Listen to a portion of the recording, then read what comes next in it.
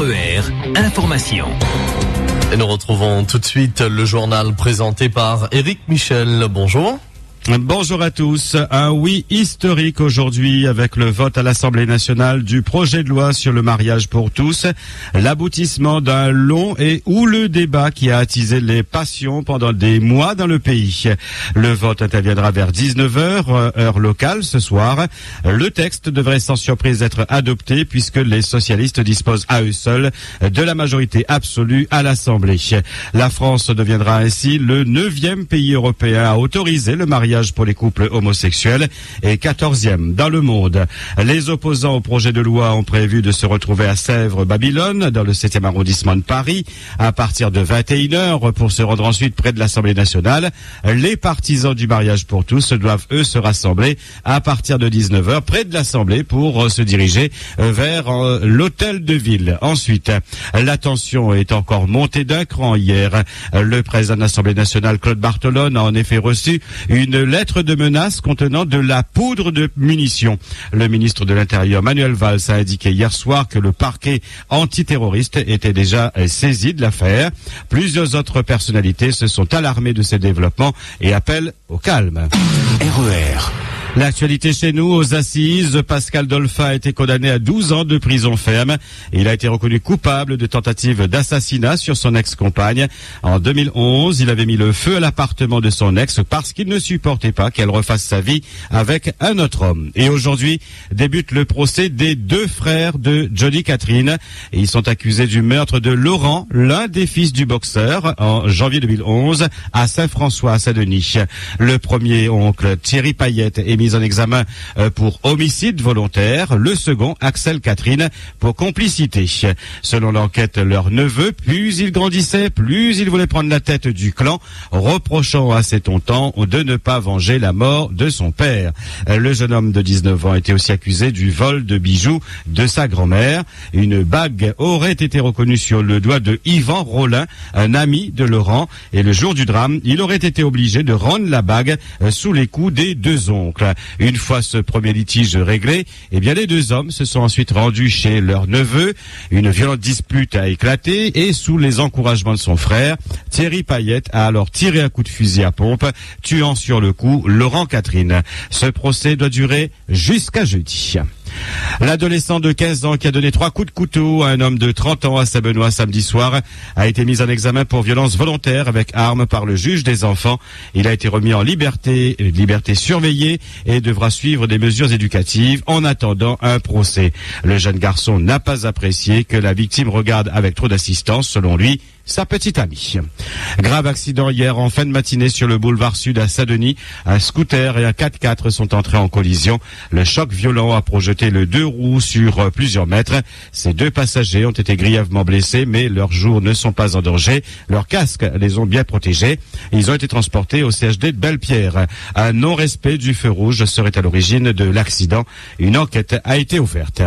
La petite fille de 1 an, renversée par son père hier dans le quartier de Saint-François à Saint-Denis, se trouve toujours dans un état grave. Le père de famille faisait une manœuvre et n'a pas vu son bébé. Touché à la tête, l'enfant a été évacué au groupe hospitalier Sud Réunion. Le papa est en état de choc. RER. Nouvelle réunion hier entre les syndicats, les responsables du SDIS et des représentants du Conseil général. Sur la table, le remboursement des salaires trop perçus, résultant d'une indexation des primes non justifiée depuis de nombreuses années. 853 pompiers doivent rembourser 1 200 000 euros sur 5 ans. Les concernés refusent et demandent un effacement de la dette, estimant que la faute incombe à leur hiérarchie. Aucune issue n'a été trouvée hier. Un conseil d'administration doit se réunir demain, mercredi, et la menace de grève plane toujours sur les casernes. 60 000 Réunionnais vivent dans un habitat indigne, a révélé hier la Fondation Abbé Pierre, qui va présenter aujourd'hui son bilan sur le mal logement au niveau national et à La Réunion. 3 600 000 personnes sont en situation de mal logement en France. Sur le plan local, la Fondation reconnaît avoir eu des difficultés pour récolter les données, mais en premier lieu, elle estime qu'il existe tout d'abord 270 personnes sans domicile fixe dans l'île. 9 fois sur 10, ce sont des hommes âgés de plus de 35 ans et une tendance tendance qui s'accentue avec celle du public jeune. En deuxième lieu, la Fondation pointe du doigt la difficulté d'accès au logement. La demande tourne entre 20 et 25 000. Un ménage sur 4 a une chance d'accéder aux logements sociaux. Troisième point soulevé par la Fondation Abbé Pierre, la résorption de l'habitat indigne. Même si la situation s'est améliorée, 60 000 personnes, soit 25 000 logements, sont confrontés à des conditions indignes. Enfin, la Fondation indique qu'en 2012, 68 familles ont été expulsées, un record depuis 2010 en raison d'impayés. La Fondation Abbé Pierre espère que le plan départemental de lutte contre l'habitat indigne du Conseil général ne soit pas mis à mal par les restrictions budgétaires. Elle appelle les acteurs du logement à trouver des solutions car l'urgence est là et ce sera pire demain, prévient d'ores et déjà la Fondation Abbé Pierre. Le dossier en Haute-Boudin d'une prétendue contamination de l'eau de Sainte-Rose au bisphénol A atteint le seuil du ridicule. Le maire convoque le préfet.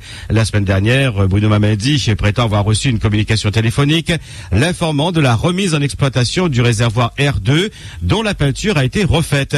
Peinture qui n'a aucune autorisation sanitaire et qui contiendrait du bisphénol A selon le rapport 35 présenté hier soir en conseil municipal. Or, depuis quelques mois, l'eau de ce réservoir numéro 2 sert uniquement à faire tourner les turbines de l'usine hydroélectrique d'EDF et que l'eau qui arrive au robinet des Saint-Rosiens provient du réservoir 1 qui dessert la commune depuis plus de 30 ans. Le maire le sait très bien, ce qui ne l'empêche pas de nourrir la peur en demandant encore hier aux enfants des écoles de ne pas boire l'eau car elle est polluée. Trouvant là certainement un dossier pour se faire passer pour un protecteur de la population et donc en ange gardien, il a convoqué un conseil municipal en urgence hier soir pour prétendument informer les élus qui le sont déjà depuis plusieurs mois.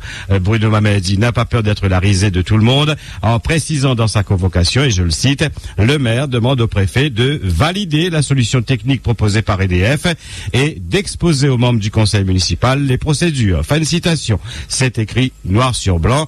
On aura décidément tout vu, un maire qui convoque un préfet comme un simple chef de service sur un problème qui n'existe pas. Interrogés sur ce sujet, les membres de l'opposition ont déclaré qu'ils n'ont pas assisté, je cite, à cette mascarade honteuse en dénonçant fermement cette manipulation de la population.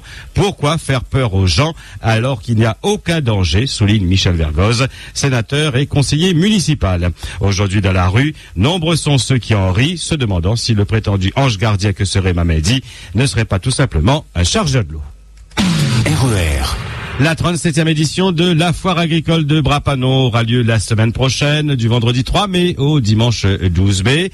Le thème retenu cette année, agriculture, alimentation, environnement, tous acteurs. Fermes, basse-cour, jardins biologiques, villages agricoles, espaces nature prendront leur quartier sur le champ de foire, sans oublier les démonstrations de machines agricoles, des concours d'animaux, des animations et, bien évidemment, les dégustations des produits pays. Votre question d'actualité aujourd'hui, êtes-vous accro de la télévision? Les programmes sont-ils satisfaisants? La redevance télé est-elle justifiée selon vous? Eh bien, vos réactions et témoignages, nous les attendons en direct à 9h et 11h sur le 47 2x33 et le 47 2x34. Sur Facebook, rendez-vous sur la page RER Radio officielle et puis sur notre site internet www.rer.re. Allez, un peu d'évasion maintenant et d'adrénaline. Eric Hassani nous emmène en effet à la compétition de 4x4 qui s'est déroulée le week-end dernier à la Crête Saint-Joseph, organisée par le club 4x4 Azimut Tout Terrain et Emmanuel Huette, plus connu sous le nom Emmanuel Le Bûcheron, propriétaire du terrain. Extreme Challenge a repris ses épreuves avec 2 courses, l'une pour Monsieur Tout-le-Monde et l'autre pour les plus expérimentés, appelés Challenger. Des sentiers, de la boue, des crevasses, tout y était. En plus des démarches administratives, de la sécurité, un autre gros travail est accompli par les organisateurs sur le terrain et le 4x4 destructeur aussi. C'est une idée reçue, comme nous le précise Thierry Payette, le président de l'association Azimut Tout Terrain. C'est la préparation du site, puisque là on revalorise les terrains. Ici, là où on est actuellement, c'était de la vigne marronne, etc. Donc le but aussi, c'est de refaire vivre cette forêt, de lui redonner des chemins d'accès, etc. Donc on a à la fois ce côté 4x4 et donner l'image justement que le 4x4 c'est pas destructeur, mais que là, présentement, c'est quelque chose qui va revaloriser cet endroit. Après un break d'1 an et demi, puisque après nos 10 challenges Wave Bridge, nos 4 télétons 4x4, on a fait un break qui a duré 1 an et demi. Et donc c'est quand même gratifiant de voir que les compétiteurs répondent présents. On est 26 équipages aujourd'hui et ce n'est qu'un début puisqu'on espère faire plusieurs rendez-vous de ce type et atteindre les 30 ou 40 équipages qui concouraient jadis. L'équipement est quasiment libre, le but étant de franchir, de marquer un maximum de points et de s'amuser bien sûr puisque ça aussi c'est le maître mot du week-end. Alors s'amuser effectivement, mais s'amuser de façon quand même assez technique. Le principe c'est de passer des portes en fait. Voilà, on a des portes qui rapportent selon leur difficulté 10, 25, 50 ou 75 points. Et donc en un temps imparti, 5 minutes généralement, ça peut aller pour 10 minutes pour des zones plus difficiles, il doit passer un minimum de portes. Donc après en fonction du temps, il en fait un maximum pour marquer le maximum de points. C'est un peu comme le golf mais avec des 4x4. Voilà, le golf, un petit mélange même de trial, un petit mélange de canoë-kayak, voilà, c'est tout ça. Eric nous a pas précisé s'il jouait aux pilotes ou encore aux équilibristes ou simplement simples spectateurs. En tout cas, ceux qui se sont déplacés à la Crête Saint-Joseph le week-end dernier en ont eu plein les yeux. RER. 8h11 sur RER, c'est la fin de cette édition de ce 5-8. Merci à tous de votre fidélité et passez une agréable journée. RER, la radio qui vous transporte sur toute l'île.